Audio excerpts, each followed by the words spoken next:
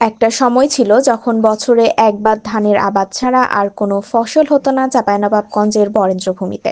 এখন বছরে ৩ ফসলি জমিতে পরিণত হয়েছে বরেন্দ্র অঞ্চল।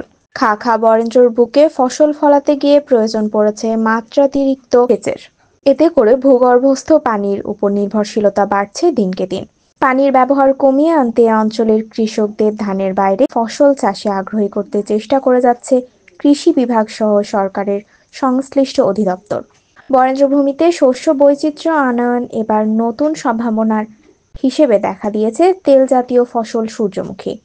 নাচল উপজেলার দেওপাড়া গ্রামের কৃষক হাবিবুর রহমান সূর্যমুখী চাষে পেয়েছেন সাফল্য।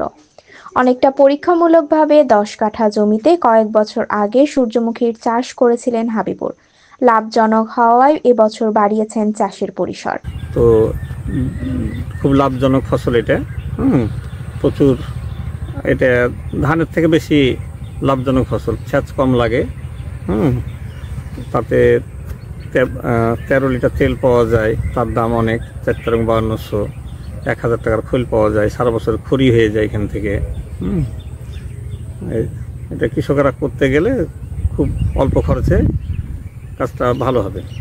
এদিকে তেলবীজ উৎপাদনের উদ্দেশ্যে চাষ করা হাবিবুরের সূর্যমুখী ক্ষেত এখন দর্শনার্থীদের পদচারণায় মুখর।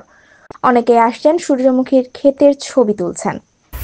এটা আমাদের সূর্যমুখীর বাগান। আমাকে এর আগে অনেকে ফোন দিয়েছিল, আমার বন্ধু বান্ধবরা ফোন দিয়ে বললো যে থাক, আমরা আসছি। আমার বন্ধু বান্ধব গেলে আমি ঘুরালাম।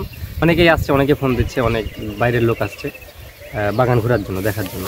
আর চমৎকার দৃশ্য একটা, সত্যি যে হলুদ আর হলুদ ফুল। সেলফি তুললাম, করলাম, ভালো লাগলো।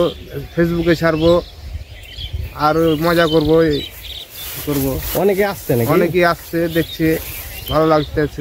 সার, কীটনাশক, সেচ সবই ধান গম চাষের চেয়ে লাগে কম। তাই লাভজনক হওয়ায় অন্যান্য কৃষকরাও আগ্রহী হয়ে উঠেছে সূর্যমুখী ধান করতে, আবাদ করতে টাকা লাগে, পয়সা লাগে, সার লাগে, পানি লাগে, দুনিয়া লাগে, খরচা বেশি। তো ওইটা থেকে সূর্যমুখীর আবাদ করবো, টাকা খরচা কম হবে, অল্প পয়সা তো হবে, সূর্যমুখী করা ভালো হবে, ওইটাই চাষ করব। এবারকার বছরে ধরলেন যে কি ইরি আবাদ করতে দিচ্ছে না, পানির সংকট। এই কারণে ধরলেন যে গম, শস্যা, তারপরে মুসরি, এই জন্য এই সব কিছু সূর্যমুখী, ভুট্টা এগুলি আবাদ করতেছে।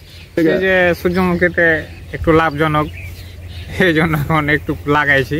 ধরলেন আগামীতে বেশি করে চাষ করব। বরেন্দ্রভূমিতে সেচ সংকটের কথা মাথায় রেখে কৃষি বিভাগও চায় সূর্যমুখী চাষের সম্প্রসারণ ঘটাতে। সূর্যমুখী তেল এটি বরেন্দ্র ভূমিতেও কিন্তু চাষ করা যায়। আমরা জানি যে এখানে সেচের পরিমাণ খুব কম লাগে, 2 থেকে 3টি আমরা সেচ দিলে কিন্তু এই তেলটি উৎপাদন করা সম্ভব। যেখানে বড় ধানে আমাদের 15 থেকে 20টি সেচ লাগে, সেখানে সূর্যমুখীতে কিন্তু 3টি বা বড় 4টি সেচ লাগে। সুতরাং এটি একটি পানি সাশ্রয়ী ফসলও বলা চলে, আর এতে রাসায়নিক সারের পরিমাণও অত্যন্ত কম লাগে।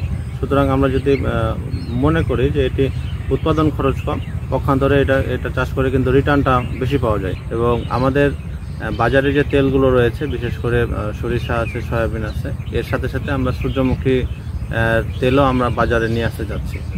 তো সূর্যমুখী তেলের একটি বিশেষ বৈশিষ্ট্য হচ্ছে যে এই তেলটি অত্যন্ত পুষ্টি সমৃদ্ধ এবং এতে কোলেস্টেরল নেই বললেই চলে। এখানে লিনোলিক অ্যাসিড যে উপকারী তেলের যে সবচেয়ে বেশি গুরুত্বপূর্ণ অ্যাসিডগুলো, সেটি কিন্তু এর মধ্যে রয়েছে। এর পাশাপাশি এটাতে সেলেনিয়াম রয়েছে, এবং এই সেলেনিয়াম আমরা জানি যে এটি আমাদের হার্টের জন্য ভালো।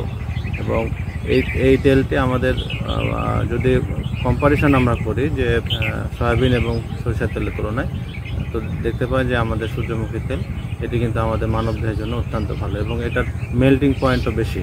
সুতরাং ভোজ্য তেল হিসেবে যদি আমরা বাজারে কম্পেয়ার করি, যে কয়েকটি তেল আছে তার মধ্যে আমাদের সূর্যমুখী অন্যতম একটি ভালো তেল। তো আমরা কৃষি বিভাগ থেকে এই সূর্যমুখী চাষাবাদ বাড়ানোর জন্য উদ্যোগ গ্রহণ করেছি। দেশের তেলের চাহিদা পূরণে সূর্যমুখীও একটি ভালো উৎস হতে পারে, এমনটাই বলছেন সংশ্লিষ্টরা। ফারাউল ফাত রহমান, অর্পিতা, চাঁপাইনবাবগঞ্জ টিভি।